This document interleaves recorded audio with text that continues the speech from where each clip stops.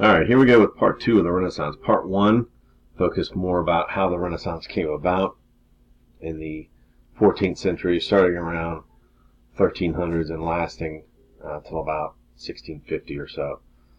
Today we're going to look at some of the artists, writers, and things that helped spread the ideas of the Renaissance and continue to bring about this idea of a modern world.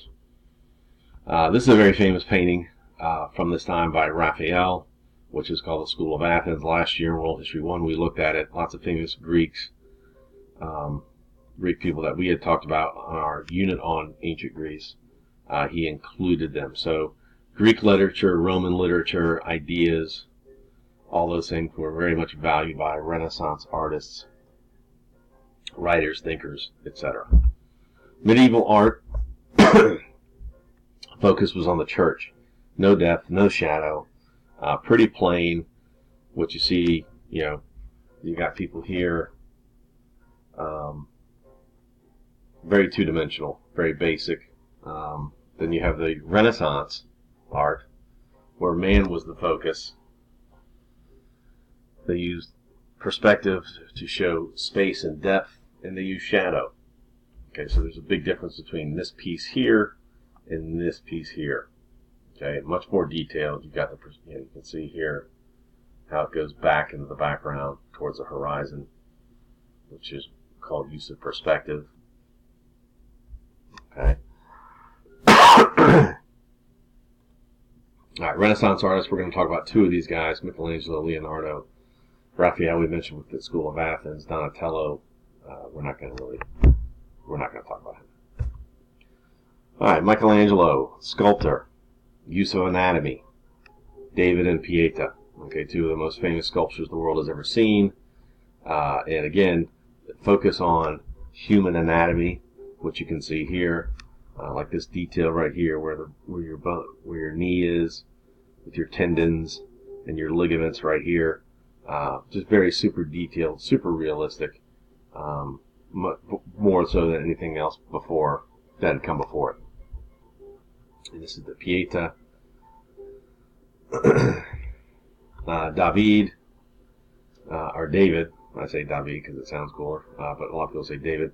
See here, just this close-up of the hand, the veins, the bone structure, just very incredible work. And then you have the Sistine Chapel, which was a chapel in Rome. And yes, he painted the ceiling. It took him about 4 years to get all this done. Again, it's one of the greatest works the world has ever seen. Okay, most people are familiar with this part here. Okay, God and man, touching hands or fingers. All right, close up. And some scholars or historians believe that Michelangelo was trying to maybe make a statement about this picture, part of the chapel here with God. A lot of people say it looks like a human brain, which creates a lot of debate about Michelangelo's ideas concerning religion, man, etc. Da Vinci, the Renaissance man, who's a painter, a scientist, an engineer, an artist, and an inventor. A man definitely ahead of his time. Just a brilliant mind. Famous paintings: The Last Supper, which most people are familiar with. The Mona Lisa here. And some people say that he was actually doing a self-portrait. One of the world's first selfies, I guess. I don't know. Great sketch artist. Okay, these are one of his other famous drawings. In 1994, one of his notebooks went on auction.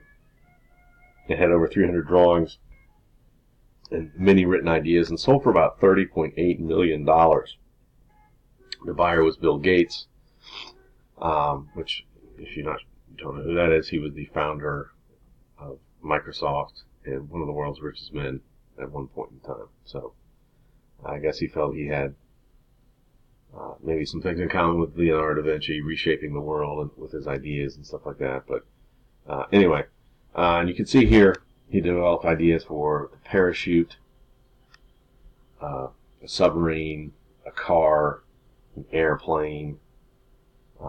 Just again, a brilliant, brilliant mind. All right, literature of the Renaissance. A lot of writers. I mean, there were a lot of people making contributions to the Renaissance, more than the people we're just going to talk about today, but those are the people you definitely need to know. Humanism, Greek and Roman texts. Basically, these second and third bullets kind of go together. The classics, that's what we're talking about, Greek and Roman classics, the writings from Greek and Roman philosophers, politicians, and things like that. The critical approach, thinking more, not just believing everything everybody tells you, asking questions, the admiration of human achievement, what people can do on their own. And languages started to change as Europe itself kind of started to go through some political changes with unification and things like that. So vernacular, instead of everybody using Latin, more languages throughout Europe started to emerge, and that's what people spoke, and that's what people started writing in as well. Desiderius Erasmus, he was a humanist thinker and writer. One of his famous works was called The Praise of Folly, which criticized the Catholic Church and the wealthy. And he said people who should read the Bible for themselves, quote, "The chief strength of the Christian religion lay in people's ignorance of it." Pretty good quote, and we'll be talking about that coming up here as well. So think about that. Shakespeare. When I was in high school, I loathed reading Shakespeare because it was hard to understand. It seemed like fancy writing, but, I don't know. Some people love Shakespeare. I think he's okay. Anyway, Shakespeare was from England. Some of his famous poetry were sonnets, which is an iambic pentameter, 14-line poem that follows a specific rhyme scheme, or strict rhyme scheme, in specific structure. So he wrote lots of poems, about 154. Excuse me. He also wrote a lot of plays. He was a playwright. Wrote 38 of them, including Julius Caesar, Romeo and Juliet, Hamlet, Othello. Wrote comedies, tragedies, and histories. So high school, college are big on William Shakespeare.